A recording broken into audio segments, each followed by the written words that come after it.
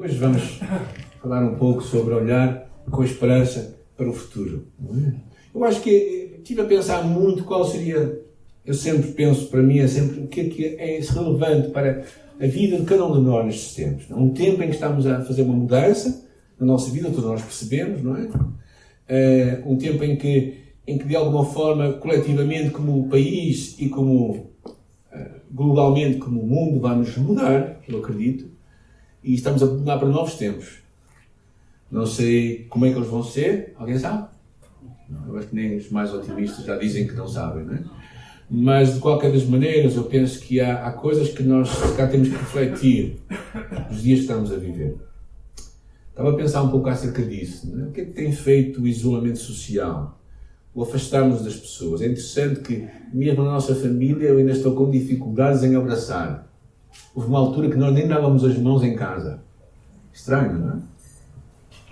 Não éramos crentes, não. Os crentes também podem não dar as mãos, não é? Mas isso é outra história. Mas é um tempo de muito afastamento, não é? Que não... Eu não tenho coragem para convidar pessoas para virem lá em casa ter refeições. Não sei se vocês têm. Se tiverem, convidem-me a mim também. Mas eu vou. Uma coisa que eu também percebo é que este isolamento tem-nos levado muito a vivermos os nossos núcleos muito mais pequenos. Nossa família, a pouco mais que isso. E deixamos de pensar muito mais no coletivo, nos outros. Também este momento, eu acho que finalmente está a cair a tampa a alguns que o futuro é incerto. E realmente é incerto. E hoje nós o percebemos muito mais. Mas se calhar com isso muitos deixam de... Lembro-me, quando estávamos mesmo no quente da pandemia, alguns de nós comentámos na obra social, vamos deixar de apoiar as pessoas para elas não terem que descer, 40 famílias, descer cá abaixo, cruzarem-se. E nós pensámos, não, esta é a altura em que eles mais precisam. Precisamos é de criar um esquema seguro para que eles venham e sejam abençoados. E assim o fizemos. Mas também, uma coisa que me preocupa muito é a perda das rotinas de muita gente. Muita gente começou novas rotinas, perderam outras que talvez fossem úteis. E precisamos de repensar tudo isso. Outra coisa que eu vejo, e cada vez mais me apercebo em alguns, é o medo. Depressão, solidão. E se calhar nesta altura, eu acho que é uma fase muito importante para tu e eu repensarmos um pouco, fazermos um tipo de check-up em várias coisas. Para onde é que eu estou a ir com a minha vida pessoal? Para onde é que ela está a caminhar? Para onde é que está a caminhar a minha família? Para onde eu estou a caminhar a minha caminhada com Deus e para onde eu quero ir? Será que eu não quero ir ao lado nenhum? Como é que eu estou na minha disposição de servir a igreja, de servir a Deus? Onde é que eu quero chegar? Se calhar precisamos de perguntarmos a nós próprios, não é? Perguntar a nós próprios essas perguntas, de repensar um pouco a nossa vida nesta altura. Em que acho que no meio às vezes de fugirmos de tudo e de todos, perdemos, na verdade, onde é que nós estamos. Para sermos o que é a igreja, uma família unida a Jesus que leva a esperança ao mundo, que é o lema deste ano da nossa igreja. Eu acho que não podia ser mais certo o lema. Primeiro, sermos uma família. Depois, unida a Jesus. Jesus é que é a fonte de tudo. Fonte da tua vida, da minha vida, da nossa vida como coletivo. E o nosso propósito é levar ao mundo, à nossa volta, esperança. E claro, só podemos entregar algo que nós tínhamos recebido. E quando fiz os meus 40 anos de idade, outro dia atrás, aqui há um tempo atrás, os meus 40 anos de idade, Deus me deu uma palavra que foi como que um presente, que encaixou mesmo assim na minha vida, não é? Nos 40 eu senti uma coisa, que a minha vida comecei a contá-la ao contrário. Mas eu comecei a pensar nestes versículos, que está lá no livro de Josué, capítulo 13. Josué já estava velho e avançado em idade. Foi mais ou menos assim que eu me senti aos 40. Agora já não, agora já estou jovem. Quando o Senhor lhe disse, já estás velho e avançado em idade e ainda há muitíssima terra para conquistar. e eu os expulsarei de diante dos israelitas. Reparte a terra a Israel como herança, como já te ordenei. Ou seja, é curioso que isto na história do povo de Israel acontece depois de 400 anos de escravidão. Nós sabemos, eles passaram 400 anos escravos no Egito. Depois, milagrosamente, libertos por Moisés, passaram 40 anos no deserto. Haviam entrado na Terra Prometida, havia 20 anos. E depois de 20 anos, na Terra Prometida, Josué já com os seus 100 e poucos anos, Deus fala isto com ele. Era uma época em que ele estava a pensar na reforma. Se calhar 100 anos era a direita à reforma, não? Mas não, ele estava a pensar no que Deus tinha para ele. E eu acho que é muito interessante, não é? Muito esta ideia, não é? Muitos de nós que já conhecemos a Deus, que temos perdão dos nossos pecados, que experimentamos vitórias na nossa vida e que nos devemos alegrar, ainda mesmo assim Deus tem grandes desafios para nós, não é? Mas a primeira coisa, se calhar, que é fácil de pensar nos dias de hoje, é que a vida é breve e passageira, não é? A Bíblia fala que é como a flor da erva, uma coisa que nasce, cresce e logo desaparece, ou então como uma nuvem que aparece e que depois desaparece. Ou seja, a vida é realmente passageira. Acho que hoje as pessoas estão cada vez mais convencidas disso. Às vezes nos vamos iludindo, pensamos que vamos ficar aqui para a semente. Não, a semente são eventualmente os filhos ou as pessoas que nós tocamos em nossa vida. As pessoas que nós influenciamos, essas são as nossas sementes, mas não seremos nós iremos passar.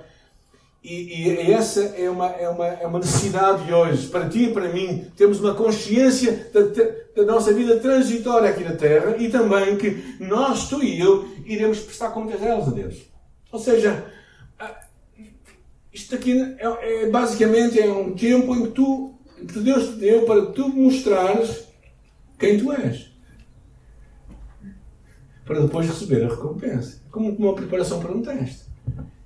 E eu penso que às vezes nós nos esquecemos disto. Nós nos esquecemos de estarmos alinhados com o que Deus tem para nós, com os propósitos de Deus para nós. Achamos que ainda vai demorar muito. Olhamos para a nossa idade e dizemos assim, os meus pais morreram com 86, 87. Mas quem diz quando é que eu vou morrer? Quem pode determinar a vida de alguém? E quando tu e eu temos esta consciência de que vamos prestar contas a Deus, é interessante, Jesus conta uma parábola que eu tenho aí e diz, porque é como um homem que partindo para fora da terra chamou os seus servos e entregou os seus bens.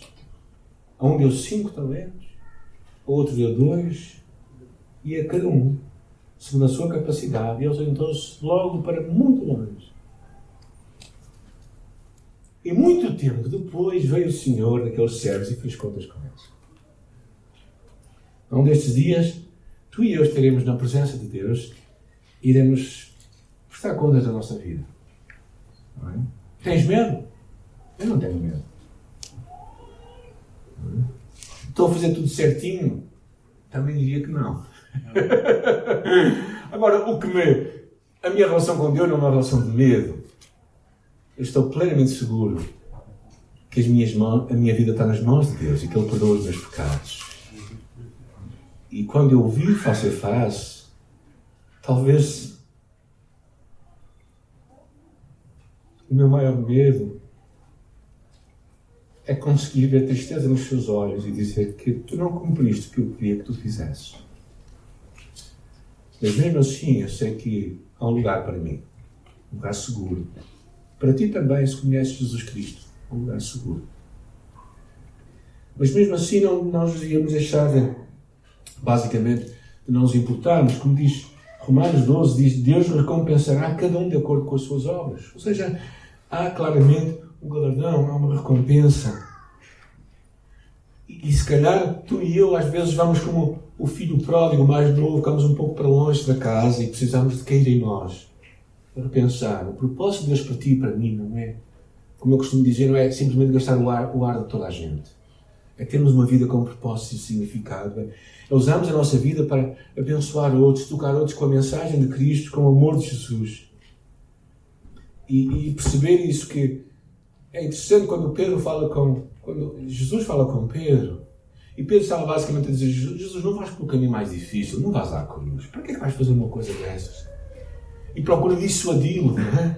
De ir à cruz, porque quem quer ir à cruz? Alguém? Quem queria hoje estar no Afeganistão? Eu não. E por isso eu pensei, nós precisamos de lembrar os nossos irmãos, precisamos de lembrar que eles estão a sofrer por amor de Jesus naquele país, nesta semana. Nós não podemos viver indiferentes, pensando que a nossa vida é simplesmente as pessoas com quem nos relacionamos e que nós amamos muito. Mas Pedro estava a dizer, Jesus, não vais por esse caminho, vai um caminho mais simples, não é? Para que é que tu vais à cruz? Basicamente ele tentou dissuadi-lo e Jesus disse, vai-te embora, Satanás. Não é? Pedro não gostou certamente muito. E no andar da conversa, Jesus mais à frente lhe diz, é verdade eu te digo, Pedro, quando tu eras mais jovem, tu fazias o que querias, mas quando fores velho, estenderás as mãos e outro te cingirá e te levará para onde tu não queres. E então Jesus lhe disse, segue-me.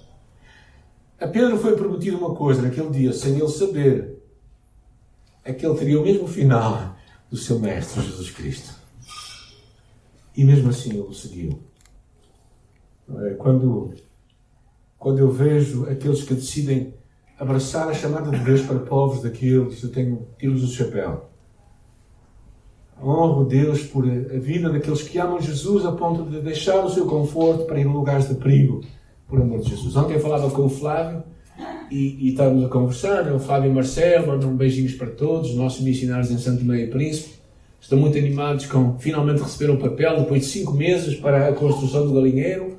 Vão conseguir, agora precisam de trabalhadores lá, por isso esse é um desafio que eu deixo para todos, não é? Mas vão começar a construir o galinheiro, que é uma forma de criar empreendedorismo para Santo Tomé. Diga, Ana. Falei com a Marcela, diz as viagens agora são muito Sim, são muito caros, eles não vêm cá, por agora. Mas eles pediram a ver se eu ia lá. Pronto, eu estou a pensar no assunto, já falei com a Jacita, estamos a ver se conseguimos tirar um fim de semana. Não, estou a brincar, não vai ser um fim de semana.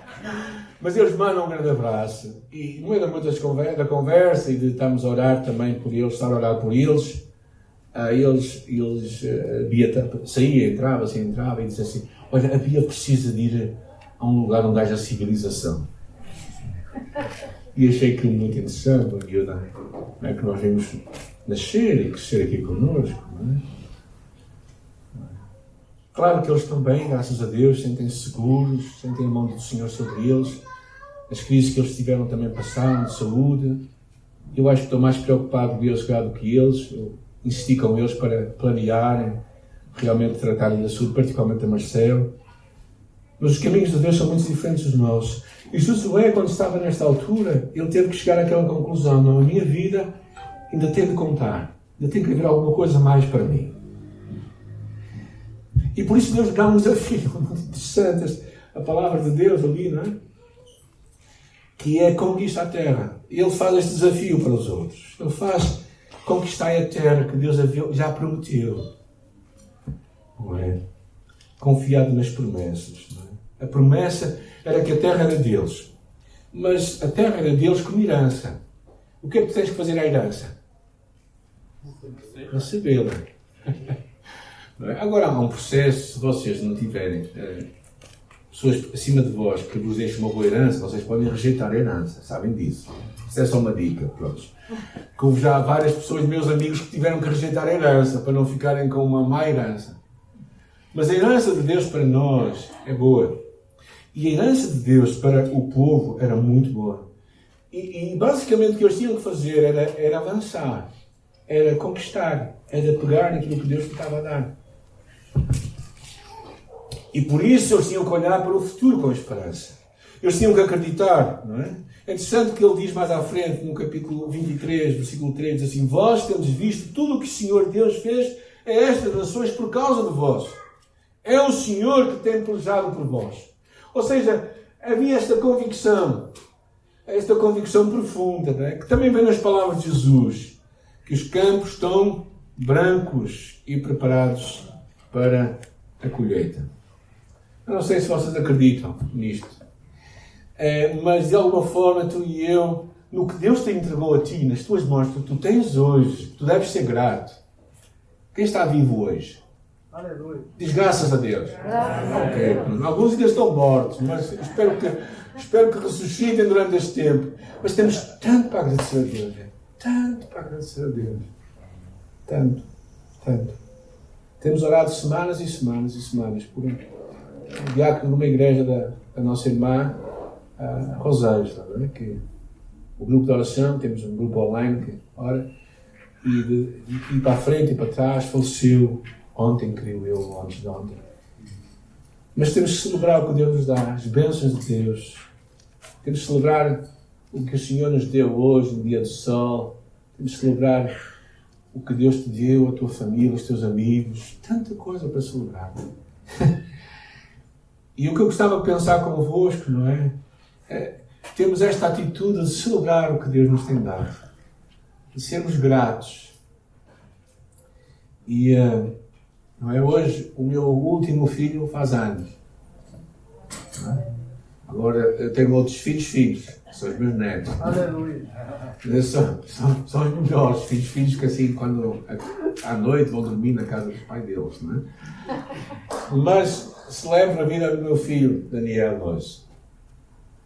Graças a Deus que o Senhor nos tem dado. Tantas coisas, Deus nos tem dado. Tantas bênçãos. E há 4 coisas que eu queria que nós pensássemos nesta manhã para terminar o que Deus tem dado a ti. Primeiro, poder. Poder para ser testemunha. Poder do Espírito Santo que habita em ti, que habita em mim. Quando tu és filho de Deus, Ele toma posse de nós. Nós somos habitação de Deus. Não é? Este poder é o que nos dá a vitória para enfrentarmos a vida, os desafios que nós temos. É o poder que tirou os discípulos do cenáculo para os levar a falar para a multidão de gente, sem medo. É o poder do Espírito Santo que nos tira do nosso conforto para nos tornar testemunhas no meio da adversidade. É o poder de Deus que leva homens e mulheres até o Afeganistão por amor de Jesus. É o poder de Deus que faz a igreja continuar a pregar o Evangelho lá, sabendo ameaças de morte, e continuam a falar de Jesus Cristo. E esse é o poder de Deus. Outra coisa que precisamos lembrar é as promessas de Deus. É interessante a palavra lá em Hebreus que diz: não vos façais negligentes, mas sejais imitadores dos que pela fé e paciência herdam as promessas. As promessas que Deus tem para mim e para ti, como filhos de Deus. Diz Coríntios: quantas promessas há de Deus, são nele sim e por ele o amém, para a glória de Deus por nós. Nós temos que ter fé nas promessas de Deus, não na fé nas promessas, mas do Deus que faz estas promessas, que não vai mudar nunca. O Deus que tem somente uma palavra. E as promessas que davam para Israel naquela altura era que aquela terra era deles. Se Deus prometeu, Deus não vai voltar atrás da sua promessa. O que é que precisamos mais lembrar? O perdão. O perdão dos pecados. A palavra de Deus diz: todos os que nele creem receberão o perdão dos pecados. Crer em Jesus é um ato de confiança, não é simplesmente acreditar nele, porque até o diabo acredita em Jesus. Crer em Jesus é um ato de tu depositares nele a tua fé, a tua confiança, tens aquela convicção da tua alma que ele morreu em teu lugar para perdão dos teus pecados. E por isso é que Romanos diz: justificados, pois pela fé temos paz com Deus. É interessante, quando Paulo escreveu aos Romanos, eles perceberam muito bem isto, porque lá na prisão romana, quando alguém era preso, era colocado junto à porta da prisão a lista de todos os crimes. E então aquela lista estava lá exposta. E o que acontece quando Jesus morre em nosso lugar, e quando nós o recebemos, aquela lista basicamente é rasgada, ou é escrito, cancelado, está pago. Isto é incrível. O perdão dos pecados não é o que nos dá a plena convicção que estamos seguros no amor de Deus e que nada, nem ninguém nos pode afastar desse amor. Então Josué percebeu isso. Ele tinha o perdão dos seus pecados, ele tinha verdadeiramente a convicção de que ele estava a cumprir a chamada de Deus. E finalmente a presença de Deus. A presença de Deus. Lá no princípio do ministério de Josué, 20 anos antes, Deus tinha dito: assim como fui com Moisés, assim serei contigo. Não te deixarei nem te desampararei. Seja somente a tua palavra. Esta palavra seja na tua boca todos os dias. Lá no livro de Isaías diz: não temas, porque eu te salvei, chamei-te pelo teu nome, tu és meu. Tu és meu. Quando passares pelas águas, eu serei contigo. Quando passares pelos rios, eles não te submergirão. Quando passares pelo fogo, não te queimarás. Nem a chama arderá em ti. E para nós não há equívocos nenhuns. Quando Jesus subiu ao céu, Ele diz: eis que eu estou convosco todos os dias, para sempre. Ele está contigo e comigo todos os dias. Todos os dias. E por isso, diante disto tudo, eu acho que tu e eu só podemos estar gratos. Mas eu quero trazer agora, para finalizar, alguns desafios. Não é? O grupo Louvor pode ir à frente. Alguns desafios que eu quero pôr diante de ti. A tua vida pessoal. O que é que tu precisas de conquistar na tua vida pessoal? O que é que tu precisas de retirar aquilo que o diabo tirou da tua vida? Diz Efésios: não deis lugar ao diabo. Ou não deixais que ele tenha poder sobre vós. Não é? Ou tenha influência sobre vós. Ou seja, verdadeiramente tu precisas de conquistar a vitória sobre os vícios, sobre os pecados que estão diante de ti todos os dias. E acreditar que isso é possível, porque tens um Deus que está em ti, que é poderoso, que te deu promessas, e o perdão dos teus pecados é seguro. Então há promessas que te levam a viver com confiança esta chamada de Deus.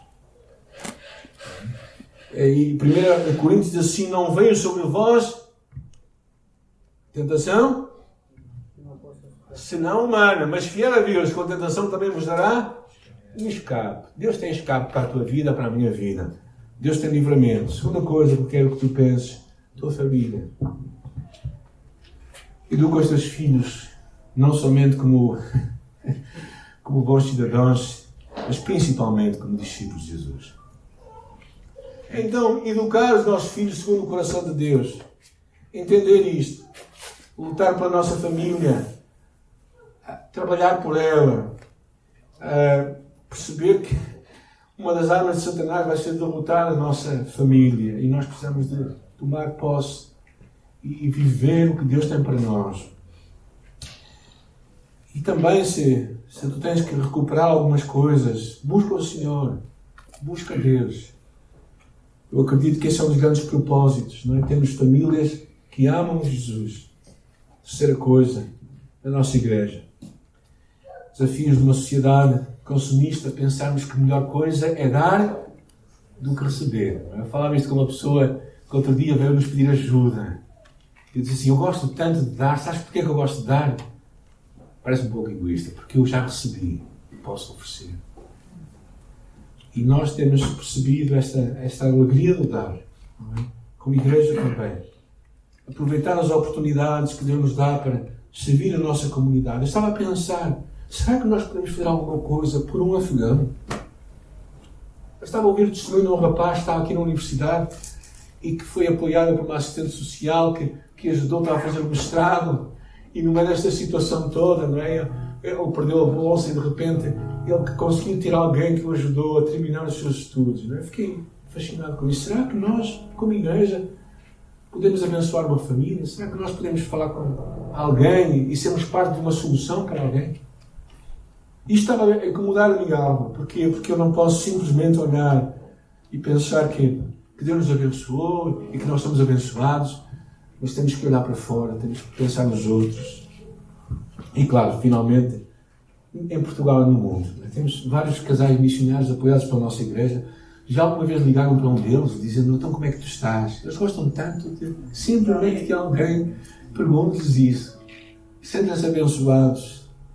Se precisarem de alguns contactos telefónicos para a semana, a Paulinha está cá, pode repetir. Mas falar com eles, encorajar aqueles que estão no campo missionário, estar ao lado deles. E também, claro, estarmos atentos ao que Deus está a fazer em outras partes do mundo e sermos parte de soluções. Não é? O que me agrada muito no projeto Flávio, que sempre foi a minha visão do trabalho em África, é como nós podemos afetar uma comunidade toda. Através de um projeto sustentável, um projeto que está a tocar a vida daqueles rapazes. Não é? Eu tenho 5 rapazes a trabalhar com eles todos os dias lá na roça, como eu costumo dizer. Agora já não fala quinta, fala roça, não sei porquê. Eu sei, meu irmão. Mas ele está a falar acerca disso, a falar acerca das conversas que tem com o rapaz. Ele está a afetar vidas, ele está a trabalhar com pessoas que vão formar famílias. Ele está a trazer sustento para as casas, ele está também a formar discípulos de Jesus na música. E a Marcelo está, de uma forma tangível, a tocar a necessidade real de pessoas que estão feridas há 5, 10 e 15 anos. E feridas que não fecham. Ela estava-se a queixar que está muito cansada. O missionário que trabalha com ela está há 15 dias, há 3 meses fora de Santo Tomé. E orem por ela, orem que Deus possa recuperar as suas forças. Ela trabalha 3 manhãs agora por semana para fazer este trabalho. Diz que emocionalmente também é muito cansativo.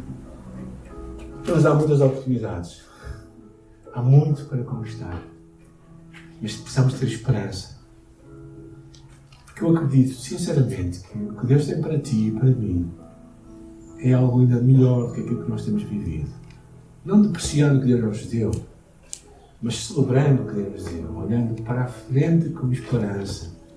Mas para isso é preciso nós estarmos comprometidos.